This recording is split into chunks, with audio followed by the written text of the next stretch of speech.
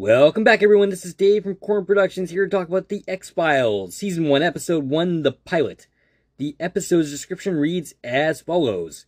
Agent Dana Scully is instructed to debunk an FBI project dubbed The X-Files, paranormal cases that have been reopened by Agent Fox Mulder.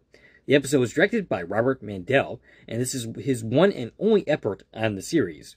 34 directing credits for him in total, including an episode of Lost and Prison Break. The episode was written by series creator Chris Carter, who would serve as executive producer throughout all 9 seasons of its original run and 2 of the revival seasons.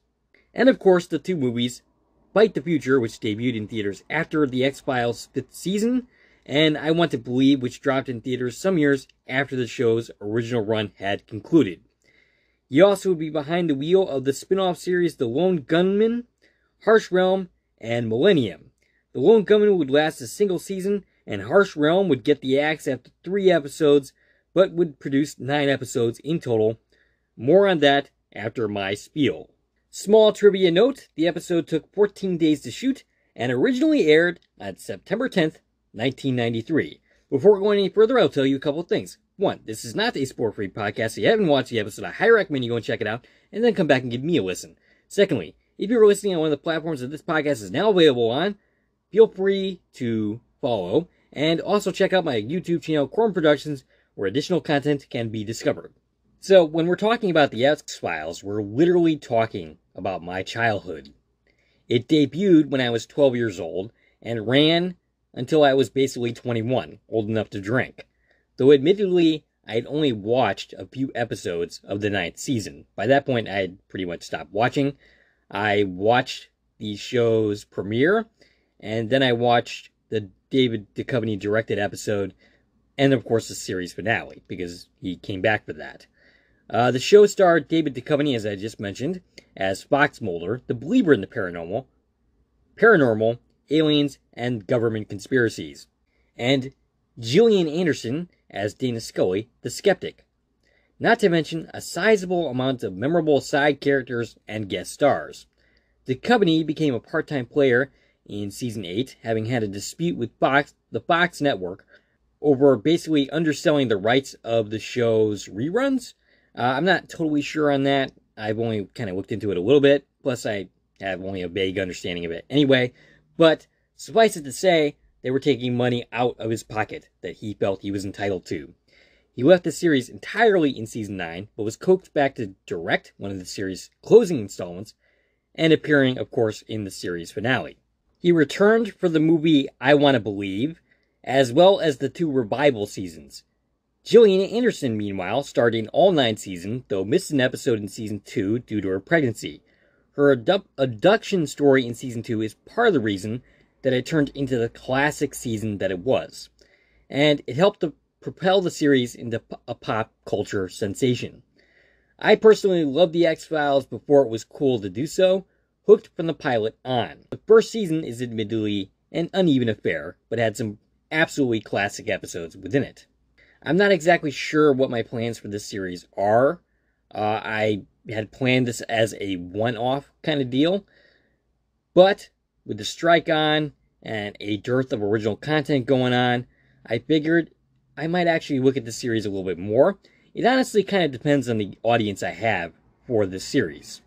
I think I might actually do the entire first season, and as you might notice, I'm not doing this with my regular co-host Stacy. This is not a series that Stacy was interested in growing up, and it's not something that I'm going to get her to talk about, because, you know, I'm not going to get her to watch this series.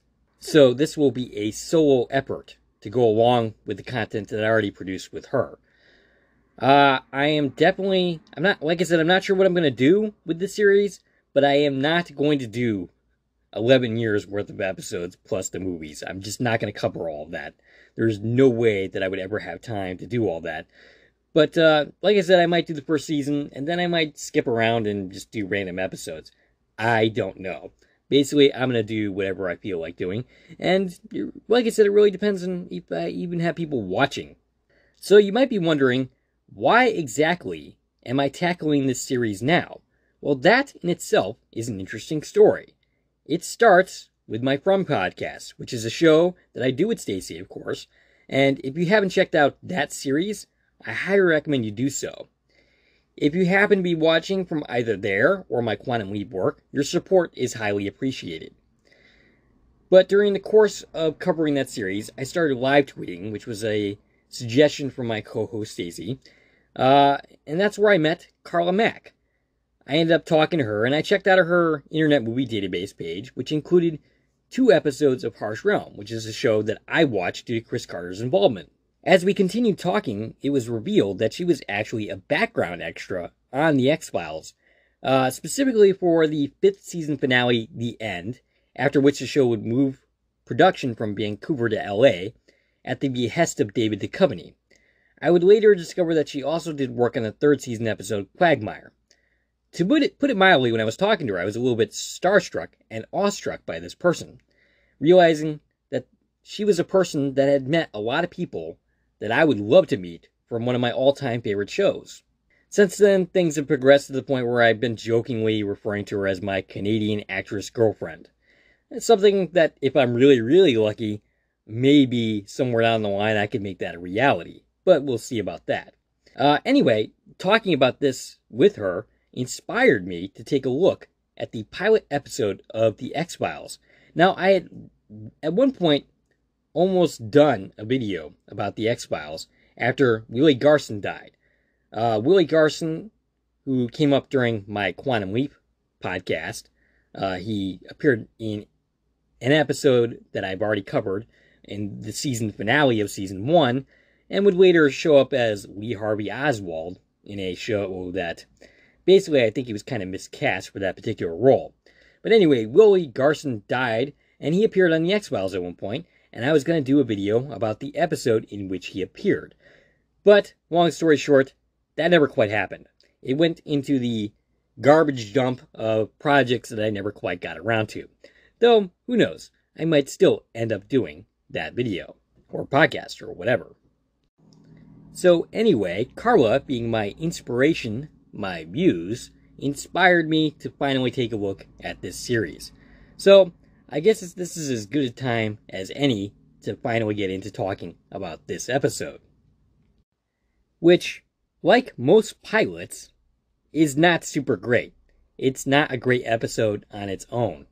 But it does its job in setting up the dynamics of the series and introducing the series concept. It's kind of funny watching this episode and seeing some of the familiar beats play out. Gillian Anderson and David Duchovny didn't quite have their roles down, and it's kind of funny watching them in these early scenes together. But what was undeniable, even from the first episode, was their chemistry. That was very evident from scene 1 that they appear together, and we'll get to that. Incidentally, this is the one and only episode of the series to be based on true events, which is something Carla mentioned to me, and that's exactly how this episode begins, with a title card saying exactly that. We open with a girl running through the woods, and the creepy X-Files music is playing. She trips and falls, and notices a bright light. The wind is blowing. A figure approaches whom we can't see. They stand over her, and then everything fades to white. Next morning, she's dead. Very dead. Detectives are checking out her body. Not in that way, you pervs. She has 2 dimples on her back, and they look like a mole or something. We see Detective Miles, played by Leon Russum. He has 120 acting credits for him, and Russum would return in the 7th season finale, Require Him. He asks the officers to turn over the body, and it's a girl he happens to know. She went to school with his son, class of 89 specifically. And by the way, in class of 89, that would make me about 8 years old. A detective calls after Miles, who's walking away, and asks, "It's happening again, isn't it?" And we see a shot of the body. Oh, she is not looking good. And credits. But not the credits that we would know to grow and love, with the creepy imagery, the X-Files theme, scored by Mark Snow. Speaking of Mark Snow, he became pretty famous because of his work on this show, having scored all 11 years of this show, plus the 2 movies, including and working on Chris Carter's other projects, including Millennium, Harsh Realm, and The Lone Gunman. I'd recognize his work pretty much anywhere. For instance, I knew he was working on Smallville without ever seeing his name. He did 6 seasons of that show. All told, he has 252 credits as a composer, and his current work is on the series Blue Bloods, which stars Tom Selleck. And not for nothing, but Mr. Selleck of Magnum P.I. is in his 80s now. If that doesn't make you feel old, nothing will. Unless, of course, you happen to be younger than me and have no idea who Tom Selleck is. But odds are, if you're watching this, you're probably my age and old as dirt. Anyway, after the credits, we follow Dana Scully into the FBI headquarters, played by Gillian Anderson. I'm pretty sure she was unhappy with what they did with her character in season 11, which is why she did not return after season 11, and which is why pretty much the show ended with that season. And yeah, after seeing the finale of that show, which turned out to be the series finale, I don't blame her. Her co-star David Duchovny, on the other hand, who was once very done playing Fox Mulder, has said that he is very open to return to the series, should there be more X-Files. And I'm thinking that's probably not going to happen. There's been talk of like an animated series, which I'm pretty sure is done. And there's been talk about a Ryan Coogler reboot of some kind. Okay, if that's a complete reboot with different people playing Mulder and Scully, I'm probably not going to watch. But if it's in the same universe, maybe. Anderson has 66 acting credits. She can currently be seen on Sex Education, a Netflix series. She also appeared in The Crown, The Fall, and The Last King of Scotland. She has 2 directorial stints, one of which is for this show. It should also be noted that she was credited for executive producer on The Fall. One of her beefs about the revival of The X-Files is that it didn't update its style for a modern audience, with a much more serialized approach, which is what she worked with on The Fall. The X-Files, during its initial run, mixed in standalone episodes known as the Monster of the Week with its mythology episodes. Her feeling is that season 10 and 11 should have been focused on one overarching story. I especially agree with her on season 10, as that was only 6 episodes long, and Carter didn't really give enough time to tell a satisfying story, given that the fact that there was no guarantee at the time that there would be another season. It really should have been a standalone season.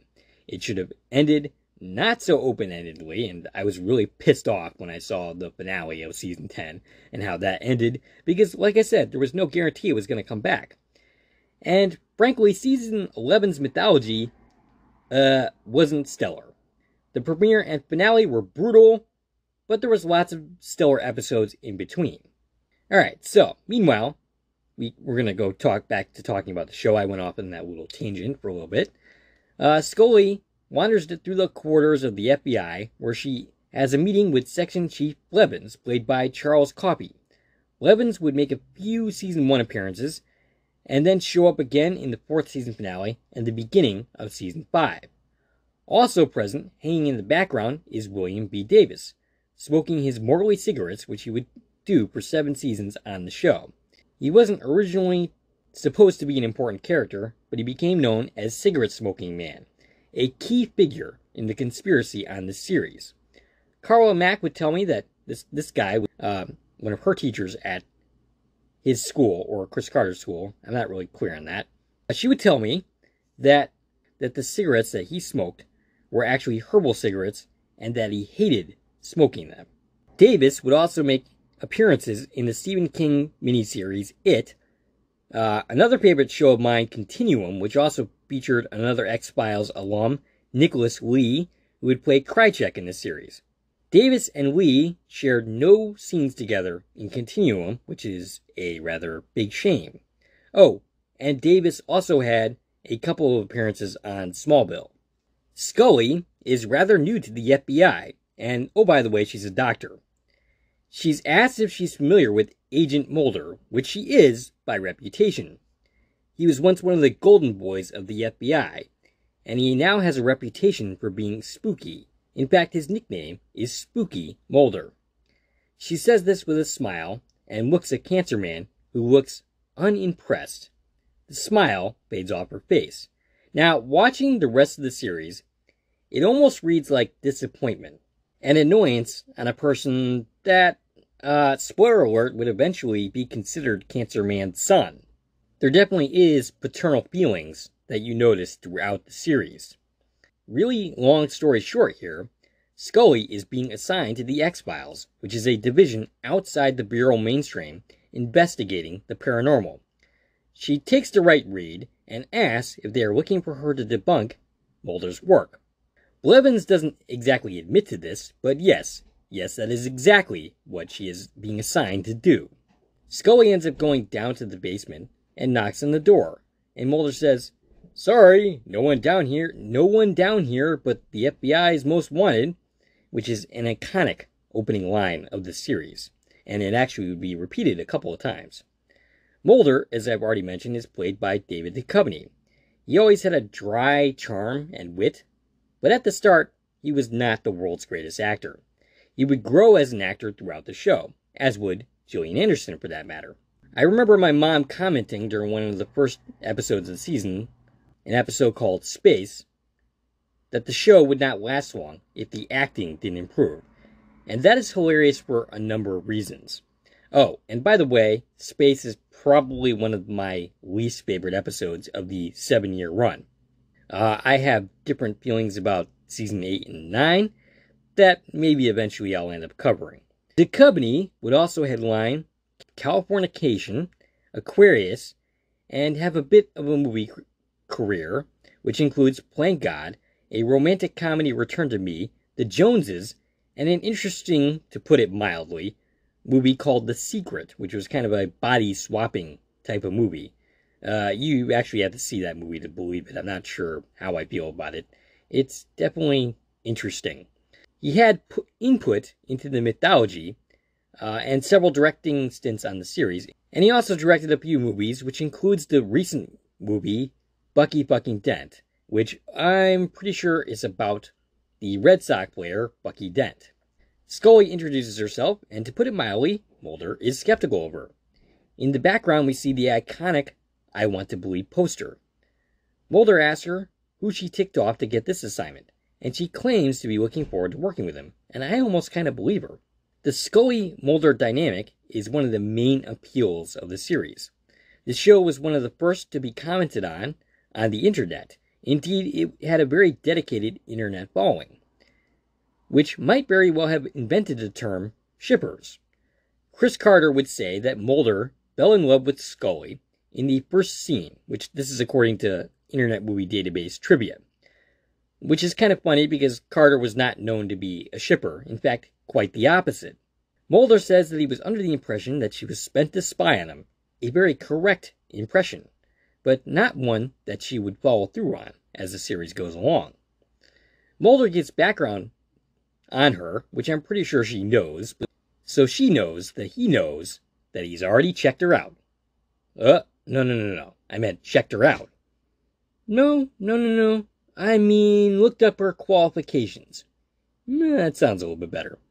Alright, so she's a medical doctor. She teaches at the academy. She's undergraduate in physics.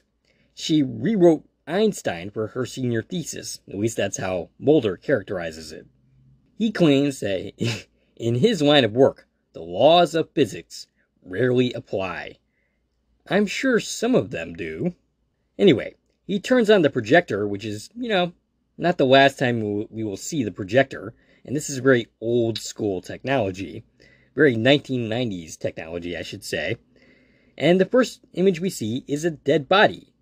Well, geez, Mulder, thanks for giving me a trigger warning there. It's an Oregon female, age 21, and she is very, very dead.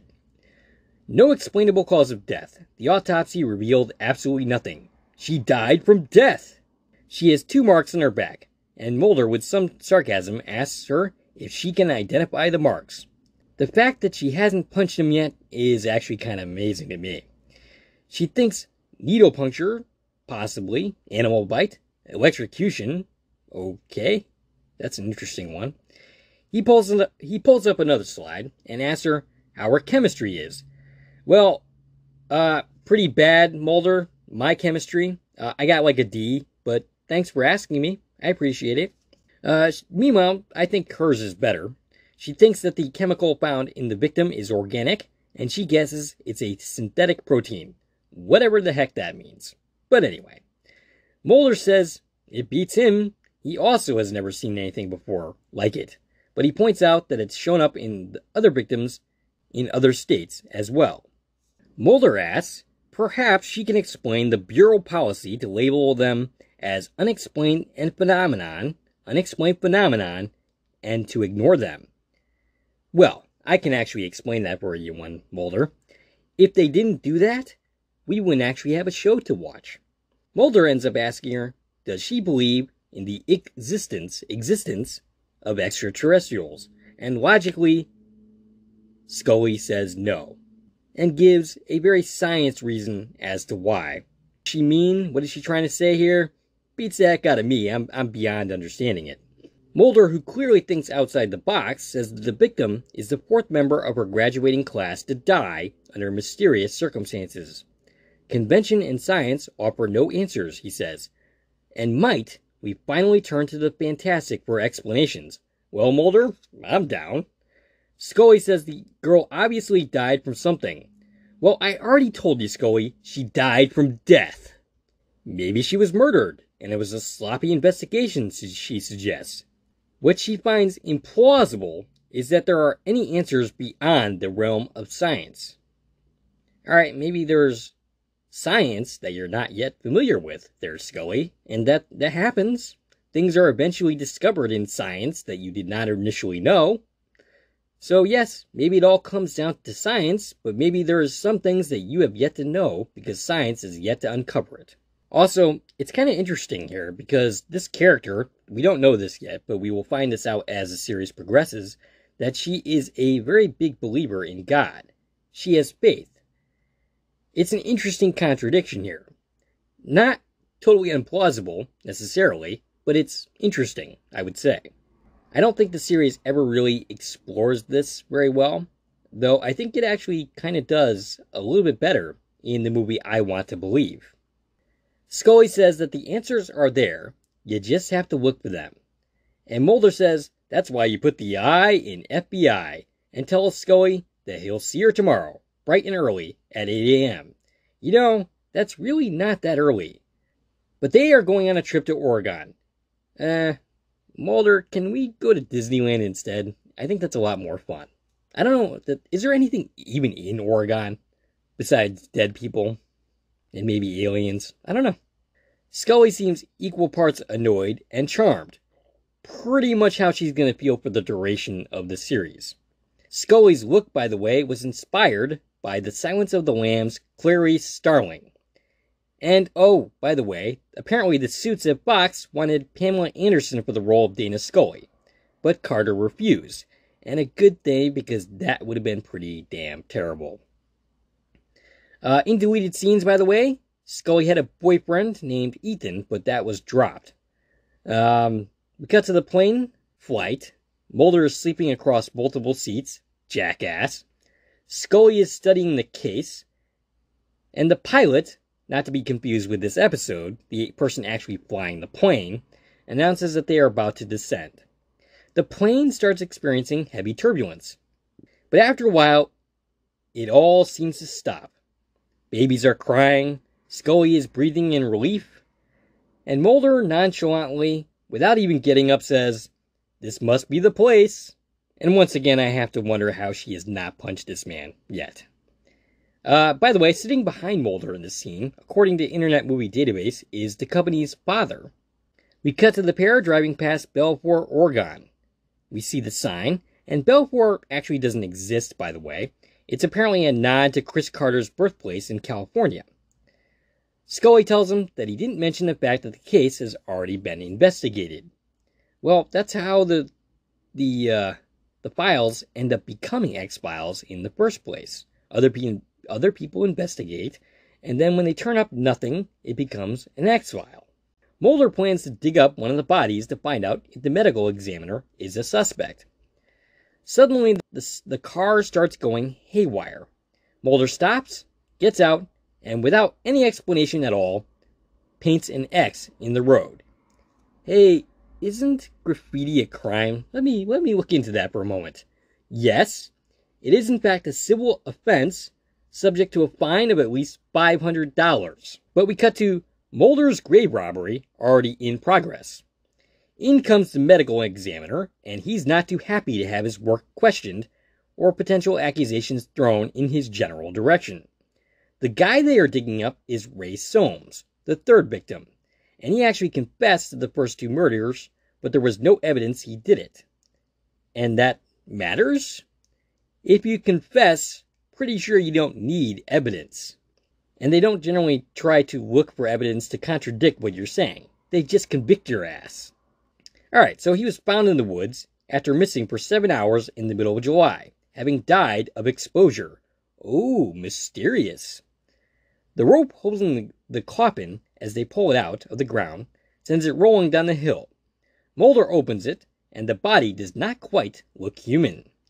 And we have an autopsy scene, and Mulder is beyond unbearable here. He's taking pictures and saying the subject is not human. The camera used in this autopsy, according to Internet Movie Database, appears to be a Mimiya 645. I have no idea what that is, but it sounds impressive. Mulder asks, if it's not human, then what is it? And Scully says something to the effect that it appears to be something in the chimpanzee family. Mulder wants a full workup. Do what they can here and take the rest to go, kind of like a Happy Meal.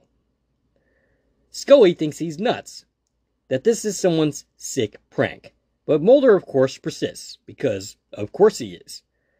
Mulder says he isn't crazy. He has the same doubts that she does. Do you really though, Mulder? Cut to Scully in her hotel room. She's listening to her autopsy notes, while probably transcribing them into the computer. Apparently they found an object in the subject's nasal cavity that cannot be identified. She hears a knock at the door. She asks who it is, and Mulder says it's Steven Spielberg, to which she smiles. Mulder is going for a run and invites her along. She passes. She claims not to be losing any sleep over the doodad they found. Well, I'm certainly going to be losing sleep over it. Or at least I would have. We cut to a psychiatric hospital. The doctor is currently treating Billy Miles and Peggy Odell. Billy Miles is in some kind of comatose vegetative state. Billy is played by Zach Ansley. He has 5 appearances on this series, including he would return for the 7th season finale, and have 3 appearances in season 8, which were all kind of dumb. I would have much appreciated if it just ended with his 2 appearances, with the final episode of season 7 being a nice bookend. But no, we kept going. Mulder wants a cursory medical exam on Peggy. Peggy doesn't like the idea. She starts freaking. They notice the marks on her back. Scully starts to hightail it out of there, and Mulder follows suit. Scully wants to know how he knew the marks would be there. What are they? Mulder sarcastically asks, why, so you can put it in your little report? He doesn't think she's ready for what he thinks. Scully yells that she is there to solve this thing just like him. Mulder says he thinks they were abducted, and Scully asks, by whom? And Mulder responds, not who, but what? Scully scoffs and says, you don't really believe that. Oh, but he really does, Scully. She wants a logical explanation. She asks, what were the kids doing in the forest? And then we cut to late at night in the forest that we were just talking about. Mulder and Scully get separated, as they often do, and Scully hears a noise and sees some light. She's asking if it's Mulder. Or maybe it's aliens. No, it's just Sheriff Miles, and he wants them to leave. After some argument, they do so. In the car, Scully asks about some dirt that she found, and asks Mulder about it. Mulder is stumped, but it kind of looks like dirt to me. Whatever. Scully suggests the kids may be involved in a cult. As they drive, Mulder's compass goes haywire. They experience a bright light, and the car dies. Mulder's watch suggests they lost 9 minutes. Mulder gets out of the car in the rain, woohooing as it pours on them. Scully follows, and we see the X that Mulder spray painted earlier.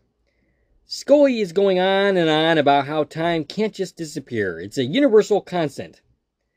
Mulder retorts, not in this zip code. And I'm going to have to look that up. What is the zip code for Oregon? Well, I mean, I guess we're not going to find one because Belfort does not exist. He goes back to the car after it turns back on. And we cut to Scully writing her notes. In a robe. Her lights go out. She pulls down the robe and, well, this is awkward. I think she's about to take a shower or something. She's not just showing off for me. Though she definitely has cause to, because, she's pretty kind of good looking. I could tell you that my 12-year-old self definitely appreciated it. Anyway, moving along. She feels something on her back, and she freaks out. There's conflicting accounts of the scene that follows. Gillian Anderson remembers being there for the scene, while Duchovny swears she wasn't. Duchovny thinks that, basically, she had a body double for these scenes. But Gillian swears that she was actually there. And the body double, according to Internet Movie Database, was played by Skinner's secretary in this series. Now, if you actually watch the scene, when she initially disrobes, you definitely see her head and her upper body. So that part is clearly actually Gillian Anderson. But when we see the rest of her body, that very easily could have been a body double. So perhaps both of them were right, and she was both on set and played by a body double. She invites Mulder in to check her out. No. I meant to check her out. I mean to check out her marks. Yeah, I think that sounds better. Definitely. And much to her relief, it turns out to be just mosquito bites. She hugs Mulder, and they have a nice, cozy, late-night motel chat. A scene that is mirrored in the series finale. The first series finale. The one that occurred in the original series run in Season 9. Not any of the other series finales. He ends up talking about his sister's abduction. He was 12 when it happened, and she was never found, and this tore his family apart. This bit of backstory is crucial to the character and the overall story. His success at the Bureau allowed him to pursue his own interests, and he discovered the X-Files, and there's been some classified information that someone is blocking his access to. The only reason he's allowed to continue his work is he has connections in Congress, and that would be Senator Matheson, that we would eventually see in the series, and we don't exactly know this yet, but I happen to know. Because, I've watched the episodes. Scully asks what they could possibly be afraid of, that he would leak the information? And Mulder says, well, you're a part of that agenda, so you know what the answer to that question is. But Scully says she's not. She's there, just like him, to solve this thing. And he has got to trust her. Mulder tells her that he got hypnosis and recalled his sister being abducted by aliens. The government knows about it, and he wants to know what they are protecting. Nothing else matters to him. The phone rings, and apparently Peggy Odell is dead, according to this mysterious phone call. Mulder and Scully drive up to the scene. Apparently Peggy, who has no movement in her legs, ran out in front of a car. Mulder ends up learning that the corpse is missing, the Ray Soames specifically, and they return to the hotel to find it on fire. I hate when that happens. Scully says, there goes her computer, and funny, that seems to be the only thing that she cares about. She didn't bring anything else that she might be concerned about. Mulder is pissed. All the evidence is literally going up in smoke. Teresa ends up approaching them and says she needs to be protected, and Mulder tells her to come with them. I mean, they have such a great track record so far, so you definitely should be trusting these two. It's not like everybody else that they've talked to ended up dead or anything. Alright, so at the restaurant, Teresa says that she'll find herself in the woods with no idea how she got there, and it's happened to her friends ever since they graduated. She's scared she might die. Her father is the medical examiner, and she is the one that called Mulder about Peggy. Teresa has the marks, and her nose starts bleeding. The medical examiner comes in, and so does Detective Miles, and they get Teresa out of there. They all leave, and Scully thinks the sheriff and medical examiner are in on the whole thing, that they know who the killer is. She thinks that they are the ones that stole the evidence. I'm pretty sure it was Cancer Man that was responsible, or maybe they even sent Krychek. I mean, he could have very well been working for them at this point without them knowing it, before he ends up showing up in season 2. Mulder now wants to do some actual grave robbery. And what kind of punishment do they have for that? I'm not totally sure, but he's certainly attempting to rack up the crimes today. But it's too late. The graves have already been dug up. And from this, Mulder thinks he knows who the killer is. And he thinks it's Billy Miles. And Scully's like, the vegetable? Well, gee, that certainly sounds politically correct. Mulder explains his reasoning, that something happened in the 9 minutes, and Scully, as usual, thinks he's nuts. But Peggy's watch stopped a few minutes after 9, and Mulder says the Force is summoning them there, that the marks control it, and somehow altered their DNA. And Scully plays along and says that Billy was the one that took Peggy to the Force. Scully laughs, drawn into the logic of his madness, and her laugh, by the way, is absolutely gorgeous. Mulder says they should get out of there, out of the pouring-ass Vancouver rain. Oh, I'm sorry, we're in Oregon, not Vancouver at all. They pay a visit to Billy Miles, and Scully looks at his feet, which are very dirty. Scully says, while walking out, that it's crazy. Billy Miles was absolutely in the woods, and Mulder asks, are you sure? And she says that she is. And Mulder says, okay, but I want you to understand what you're saying. Scully looks confused and says, yeah, but you just said that yourself. And Mulder says, yes, but you're the one that has to write it in your report. And Scully realizes he's right.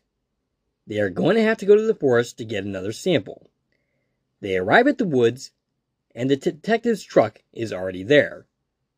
They hear a scream, and they run into the woods. Scully gets hit and knocked to the ground by Mr. Miles, and that's presumably so that she can't actually witness the rest of the episode's events. He then holds a gun on Mulder, and Mulder says he knew it was his son all along, and asks, how long are you going to let this happen? And Detective Miles runs into the woods. He tells his son to leave Teresa alone. He raises his gun, and Mulder tackles him. There's lights and wind. Scully sees none of this, though I think she gets an idea of the lights at least. And that's a trend for the series, by the way, where she doesn't actually witness anything that happens, so she can remain the skeptic. The lights end up fading. Teresa is alive, and Billy is fully conscious. The marks are gone. Father and son embrace. Mulder goes and finds Scully, who asks what happened. And we cut to Billy Miles being interviewed, telling his story while Mulder watches. Outside the room we see Blevins, Scully, and Cancer Man listening in. Cancer Man whispers to the men, and Blevins leaves. We cut to Blevins, who's unimpressed. Doesn't know how to prosecute a case like this. There isn't any evidence except for the metal that was in the victim's nose. The material could not be identified by the lab. Blevins asks about Mulder's thoughts, and Scully says, Agent Mulder believes we are not alone. Scully is dismissed, and as she walks out, she passes Cancer Man. Late at night, Scully is not sleeping. She gets a call from Mulder. There's no paperwork on Billy Miles filed in Oregon. Their case is gone, and he says that they need to talk, and she says yes, but tomorrow, and hangs up the phone. We cut to cigarette-smoking man in a warehouse, drops the device found in the victim, and then exits. A sign reads, the Pentagon. The sequence at the end here will actually be mirrored in the season finale of this season. And that, ladies and gentlemen, is where the episode ends. And I think, for the most part, the pilot holds up. Neither Gillian Anderson or David Duchovny have fully grown into their roles. But the dynamics are cemented straight away. Better than a lot of first episodes I've seen, for sure. So, yeah, as I said, going forward, I'll probably do at least a few of these. I'm probably going to commit to doing the first season of this show. But really what it comes down to is if I have any kind of audience for the show whatsoever. If I'm just talking to myself, I'm not quite sure that I have any interest in continuing to go beyond the first season. Though, I think I might actually tackle the revival series. At the very least, I might do the revival series as well. But, we'll see. Anyway, that's all I got for you for this video. If you like this video and want to support the channel, there are a number of ways to do so. You can follow me on Twitter at Core Productions. You can join my Core Productions Facebook page. You can buy something from the Core Productions store on Zazzle, which, oh, by the way, has a bunch of new products. Definitely something you should check out. And, of course, you can like, share, and comment on this video, as well as subscribing to my channel. This is Dave from Core Productions, signing off.